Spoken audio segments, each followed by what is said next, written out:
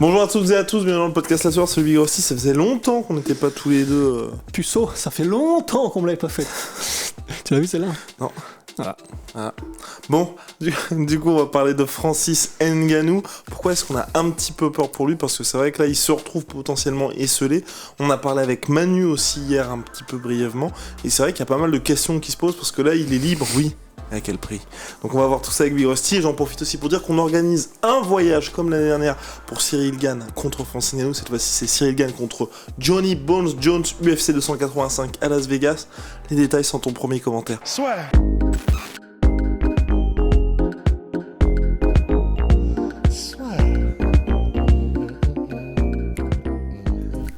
Entre dans l'octogone avec Unibet. Qui sera le vainqueur du combat? En combien de rounds? Fais tes paris sur l'app numéro 1 et profite de 100 € de bonus sur ton premier pari. On s'inquiète un petit peu parce que mine de rien, c'est pas comme si tout le monde se bousculait pour signer Francis. Il y a eu le BKFC, j'ai vu un article passer comme quoi le Bellator était très intéressé et surtout que le Bellator pouvait proposer en plus potentiellement un contrat avec Showtime Boxing puisqu'ils sont diffusés sur la plateforme à Francis Ngannou. Mais sinon, globalement, ça ne se bouscule pas. Et heureusement, il y a eu aussi la petite sortie dernièrement, donc à savoir samedi soir, de Tyson Fury, qui fait du bien à Francis. C'est exactement les mots que j'allais utiliser. Et ça fait du bien. En fait, la raison pour laquelle on fait de podcast et pour laquelle on a un peu peur, disons, dans les mois qui vont venir, de la manière dont ça peut se passer, c'est que là, Francis, ce qu'il voulait, c'est être libre. C'est-à-dire qu'il l'a dit, noir sur blanc, on peut... Enfin, c'est... L'UFC, ça c'est les mots de Francis, ont essayé de me payer et de me gifler à coups de billets, à coups de dollars, ce sont ces mots exacts, si je m'abuse. Et donc, ce qui l'intéressait, c'est pas d'avoir un contrat forcément à 15 millions. D'ailleurs, là, l'UFC apparemment lui aurait proposé l'équivalent de 8 millions en tout pour combattre John Jones. Donc, ce que voulait Francis, c'était pas des millions et des millions forcément. Ce qu'il voulait, c'était d'abord et avant tout être libre. Et maintenant, il l'est. Mais ce qui me fait un peu peur, en fait, c'est que je me dis, là maintenant il est libre, mais je me dis, bon, les autres orgas de MMA et les orgas de boxe, quand elles vont voir Francis, elles vont se dire, bon, déjà, premièrement, certes, c'est le champion du monde, mais, premièrement, tu peux pas le dire, parce que tu ne peux pas utiliser les termes champion de l'UFC quand tu es dans une autre orga, tu peux pas dire qu'il est ancien champion de l'UFC, tout ça, donc ils vont être obligés de le vendre en tant que champion de MMA, et sachant qu'il était pas, par exemple, le pay-per-view contre Cyril avait pas forcément cartonné, il avait même pas marché, il faut le dire, du coup, son nom en tant que nom lui-même, il est connu chez les fans de MMA hardcore, mais j'ai peur qu'il n'ait pas forcément la puissance de vente automatique de pay-per-view comme pourrait l'avoir du coup un Adesanya, un Conor, etc. Donc il y a ce truc-là, additionné à plusieurs autres facteurs. Par exemple, l'autre facteur, c'est que du coup, je sais pas quels autres orgas pourront payer des millions Francis dans le MMA. Le Bellator est intéressé, ce sera intéressant de voir ce qu'il lui propose, mais si Francis doit choisir, parce qu'il y a aussi, il doit veiller à ses intérêts, s'il va dans une organisation de MMA qui le paye moins que ce que le payait l'UFC, parce que je sais pas, honnêtement, je sais pas, tu me diras si je me trompe, mais quel autre orga pourrait payer Francis l'équivalent de 8 millions par combat en tout compris? C'est ça, parce que le truc, c'est que mine de rien, l'UFC, ok, il paye mal globalement, on va dire, dans ce que les athlètes mériteraient, mais en termes de MMA, ils les payent bien parce que au-delà du fixe que peut offrir n'importe quelle organisation, et peut-être plus que l'UFC a le bonus de pay-per-view qui forcément, il n'y a pas de limite potentielle en fonction de ce que vous vendez. Et c'est vrai qu'à part aujourd'hui le PFL qui, eux, se lancent dans le business du pay-per-view et promettent un 50% des revenus aux athlètes, personne ne peut, sur le papier en tout cas, proposer l'équivalent de l'UFC. Donc il y a ça, et il y a d'autres facteurs qui... on ne sait pas, on n'est pas dans le secret des dieux, on ne sait pas comment tout ça est géré, mais il est son propre manager, Francis, maintenant. Et ça, honnêtement, c'est chaud quand même, enfin, dans le sens, faut voir comment est-ce qu'il gère tout ça, mais déjà, ça fait beaucoup d'administratif, c'est un vrai métier pour le coup, de négocier avec les grosses plateformes, d'avoir les contacts, de savoir, de ne pas perdre ce qui se passe, parce qu'il disait dans l'interview d'Ariel Helwani, et c'est là où ça m'a fait un peu peur, c'est en gros, Francis disait, c'est moi qui gère, c'est moi qui reçois les mails, c'est moi qui ai reçu du coup le mail de l'UFC, et quand Ariel lui a demandé mais du coup qu'est-ce qu'il y avait exactement dans ce mail, et qu'est-ce qu'il y avait, il disait je sais à peu près ce qu'il y a. Et en gros, il fait ce qu'il veut, il est son propre chef, il n'y a aucun problème, mais cette réponse, elle m'a un peu fait peur, en fait, dans le sens, s'il n'a pas un mec dont c'est le métier et qui est dédié à tout ça, à gérer toutes les propositions, à savoir négocier, à savoir approcher et discuter avec les différentes orgas, bah Francis, c'est un fighter, il sait ce qu'il veut, certes, et c'est énorme déjà, mais s'il doit faire de la boxe anglaise par exemple, et qu'il doit commencer à négocier avec des gars comme Eddie Hearn ou des gars n'importe lesquels, des grosses écuries de boxe ou des gros promoteurs, ben eux, ils vont aussi avoir leurs propres intérêts. Ils ont vu comment ça s'était passé avec l'UFC, ils ont vu que il est très difficile en négociation, Francis, et ça me paraît pas dit direct et évident qu'ils feront tout ce qui est possible, quitte à faire v'là les concessions pour Francis, pour l'avoir dans leur roster.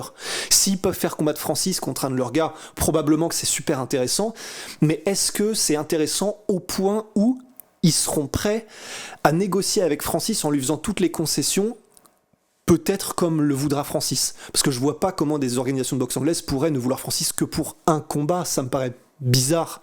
Enfin, je sais pas ce que t'en penses, tu vois, mais si Francis fait un combat avec une organisation de boxe anglaise et qu'après il va faire plein d'autres combats ou qu'il n'y a pas de contrat d'exclusivité, je sais pas si pour un promoteur c'est l'idéal. Du coup, probablement que même en anglaise, les promoteurs voudront le verrouiller pour plusieurs combats. Du coup, ça fait des négociations, ça fait des clauses pour lesquelles il faut se battre. Et si c'est Francis sans manager qui doit gérer tout ça, il va être parmi les requins de dingue. Heureusement, il sait ce qu'il veut, mais du coup, je sais pas si ça va être aussi simple qu'on l'espère, qu'il trouve des arrangements et qu'il trouve des deals, en fait, quoi. Moi, je pense qu'il va en faire qu'un. Quoi qu'il arrive. Wow. Ouais. Bah oui, non, mais parce que... un gros combat, il fait 20 millions et parce qu'il va tant pis. perdre. Parce que, je veux dire, même aujourd'hui, vous faites... par exemple, voilà, quelqu'un qui est pas trop apprécié en France, malgré son statut, c'est Tony Oka. Vous faites Tony Oka contre Francis en boxe anglaise, il se fait rouler dessus. Donc quand tu dis que Francis perd contre Tony Oka, qui va pas être un combat lucratif, dans le sens où il se fait moins qu'à l'UFC en affrontant Tony Oka, même là, j'avais vu passer Derek Chisora contre Francis, pareil, Francis y perd. Donc, dans une situation comme ça, je vois pas comment il peut faire plusieurs combats, et quand je dis plusieurs combats, c'est plusieurs combats qui lui rapportent de l'oseille. Parce que s'il fait son premier combat contre un mec qui a 1-12, donc une victoire, 12 défaites, forcément il va le battre, mais c'est pas ça qui va le faire en sorte qu'il soit payé. Donc moi je pense vraiment, il y a un seul combat pour Francis en boxe anglaise, il le perd, et ensuite il revient au MMA, ou Bernuck, enfin, il revient à un truc plus abordable pour lui. Ouais. Parce que de toute façon, c'est ce qu'il a toujours voulu faire. C'est depuis le début, il voulait même pas faire de MMA, il voulait faire de la boxe Francis. Donc c'est cool parce qu'il va réaliser ce rêve, mais c'est vrai que si c'est un gars de très haut profil, comme un Chisora, comme un Fury, comme n'importe, enfin même Joshua, mais il faut même que ce soit un mec de haut profil. Et il faut. C'est parce que ce serait presque un aveu pas de défaite, je sais pas quel est le terme exact, mais un aveu d'impuissance que de devoir se satisfaire, si c'est ce qui se passe, d'un combattant entre guillemets de moins haut profil. Et c'est surtout que ça confirmerait tout ce que disait l'UFC. Ouais. Mais moi, ce qui me fait peur aussi, c'est que Eddie Hearn, un mec comme Eddie Hearn, qui est pote avec Dana White avec l'UFC, je me dis, si je suis à la place de Eddie Hearn et que je vois comment s'est passée la relation entre athlète et promotion, entre Francis et l'UFC, c'est pas que je me méfie, mais je me dis, en tant que promoteur, si je m'engage dans des négociations, ça va être dur, ça va être très dur, il va vouloir des trucs, Francis, que je peux peut-être pas lui offrir, pour un gain qui n'est peut-être pas garanti. Ouais, en termes d'exposition, en termes de chiffres, etc. Et voilà, c'est pour ça que moi, c'est pas que je me fais du souci, j'espère, et c'est pour ça, tu l'as dit en préambule, heureusement que Tyson Fury est arrivé avec cette proposition en mode, dans une cage, avec Mike Tyson en tant qu'arbitre, avec des gants de MMA, je pense qu'il y a quasiment pas de chance que ça se fasse, mais ce serait incroyable, et si ça peut au moins faire commencer des discussions pour qu'on ait un Tyson Fury contre Francis Ngannou, en plus je pense que Fury, il serait pas contre en fait. Limite en attendant Usyk ou en attendant... C'est ce qu'il a dit, oui, si le combat contre Usyk se fait pas, Francis, voilà. On peut se voir. Mais bon, moi ce que j'espère aussi, c'est que... Et puis souvent c'est ce qui se passe, il y a beaucoup de choses qui ne sont pas publiques là-dedans. J'espère vraiment, et Francis c'est pas quelqu'un de stupide, tu vois, qu'il n'est pas parti de l'UFC sans sécurité. Quand je dis sans sécurité, c'est sans la vraie offre sur la table de Tyson Fury, où c'est en mode, bon, on va commencer à faire monter la pression petit à petit, et voilà. Mais que là, il y ait en fait ce truc, enfin, que ce soit contre Tyson Fury ou contre un autre gars, mais qu'il y ait déjà quelque chose de sûr, parce que ça peut être très compliqué.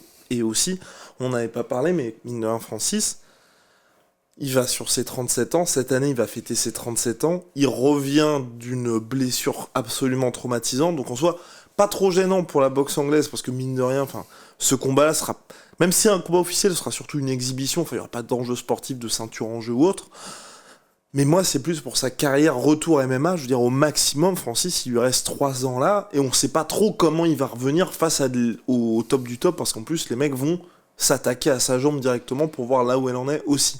Donc il n'a pas non plus trop de temps à perdre. Pas de temps à perdre, et puis après, c'est sûr que s'il veut trouver quelque chose et gagner 1 million, même s'il va au Bellator, au Rising, au ONE FC, il fera 1 million, il n'y a pas de problème. Enfin, je pense que ça, il a largement le statut pour le négocier. Oui, ça c'est clair. Voilà, c'est juste que nous, on est là, la manière dont on réfléchit, hein, tu me dis si je me trompe, mais c'est par rapport à ce qu'il voulait. Il voulait un combat en boxe anglaise contre un Tyson Fury ou un gars comme ça. Voilà, on va voir ce que ça donne dans les mois à venir. Mais c'est pour ça qu'on craint. Pour son futur et pour le fait qu'il fasse v'là de l'argent s'il en a besoin, ça, je pense qu'il n'y aura aucun problème. Je suis d'accord, Mirosti. Est-ce qu'on a autre chose à dire sur le cas Francis Ngannou et ce qui s'est passé ? Parce que je pense que là, on a réussi à couvrir un petit peu tout ce qu'il y avait dans nos craintes, entre guillemets. Et peut-être voir aussi, ça c'est le dernier point, mais on verra aussi dans les prochains mois, ce qui se passe un peu de la catégorie heavyweight à l'UFC. Quand je dis ça, c'est par exemple, vous voyez, et j'ai pas d'exemple contraire, mais John Jones qui s'est barré, si j'ai un exemple contraire, voilà, John Jones qui se barre des light heavyweight, la catégorie c'est toujours le bordel aujourd'hui, donc ça ajoute du poids au fait que John Jones c'est parti, et mine de rien, l'UFC avait salement besoin de lui. Au contraire, la catégorie lightweight, Khabib est parti, on s'en fout un petit peu parce que elle a été hyper excitante. Ensuite, il y a eu Charles Dobronx qui est arrivé. Là, maintenant, il y a Islam Makhachev. Il n'y a pas de souci. On en parle toujours, mais il n'y a personne qui en a putain, c'est vrai que c'était mieux quand il était là. Donc, là, c'est un cas complètement différent. Pour Francis, faut voir ce qui se passe par la suite. Si c'est le bordel, s'il y a... Là, les gens pourront peut-être regretter, mais s'il y a soit John Jones, soit Cyril qui arrive et qui écrase tout le monde, je pense que très rapidement, déjà, l'UFC ne parleront plus jamais de Francis. Ah, mais eux, c'est sûr. Et les fans non plus. Et ça, c'est la théorie de pas mal de gens, et on le voit sur les réseaux et même dans certains débats, il y en a beaucoup qui se disent, là, vu que l'UFC a de toute façon une énorme puissance en termes de com, et ils savent comment tourner les choses, et que Francis, c'est pas Conor, quoi, c'est pas quelqu'un qui, du coup, avec ses 40 millions sur Insta, dès qu'il dit quelque chose, tous les articles de MMA le reprennent. Il a pas cette puissance de feu là, Francis, en termes médiatiques, et si jamais ça se passait mal, mais on prie pour que ça se passe bien pour lui, tu vois, mais si jamais ça se passait mal et qu'il n'avait pas ce qu'il voulait, dans 1 ou 2 ans, il y en a beaucoup qui disent on pourrait avoir, enfin, les fans hardcore jamais, mais le grand public pourrait avoir oublié Francis, ce qui serait dingue quand même. Non, mais clairement, et puis même ça pourrait être un cas d'école aussi, le pire move de l'histoire, tu vois. Le mec était champion, il avait toutes les cartes en main, il a dit non à l'UFC et il a tout perdu. Ça peut, hein. C'est un scénario. On peut soit voir ça, soit dans un autre monde parallèle, Francis qui fait le combat contre Tyson Fury, qui met KO Tyson Fury, t'imagines, et qui revient à l'UFC avec un contrat à la Conor McGregor. Putain. Non, parce que ça c'est possible, en tout cas à faire à suivre, mais regardez par exemple l'exemple de Conor, mine de rien, Conor, ça lui a servi énormément le combat contre Mayweather, parce que depuis, il bat des records qu'il ne battait pas avant, parce que tout le public boxe et qui connaissait Mayweather a découvert Conor à ce moment-là. Donc c'est vrai que pour Francis aussi, moi j'exclus pas du tout qu'il y ait le combat contre Tyson Fury et qu'ensuite ils reviennent à l'UFC parce que l'UFC se dit ah oui, le combat contre Fury il a fait je dis n'importe quoi, 1,5 million, 2 millions en pay-per-view, maintenant ça vaut peut-être le coup de s'aligner un petit peu sur ce qu'il demandait et de faire un petit peu le dos rond. Big Rusty, on a terminé. Shout out à Sweet Pea, Sweet Protein, moins 42% sur tout MyProtein avec le code de la suite en ce moment c'est les soldes, et puis Lazy Soap avec le Lazy King est sorti, c'est un peu comme la Signature Shoe en NBA, sauf que là c'est le Signature Soap avec le Champ d'Ares Fighting Championship, odeur café. Franchement, en termes de miel, en termes de packaging, en termes de pur savon, c'est mon préféré, donc je suis Ouais, très, moi très je content crois de aussi. nous. Il y a peut-être Ouais. l'effet nouveauté, mais Ouais. Non, parce qu'on a vraiment laissé libre cours à notre créativité. eh ben, c'est Ben et moi sur le packaging. Et là, magnifique. Ouais. Allez, si. Si.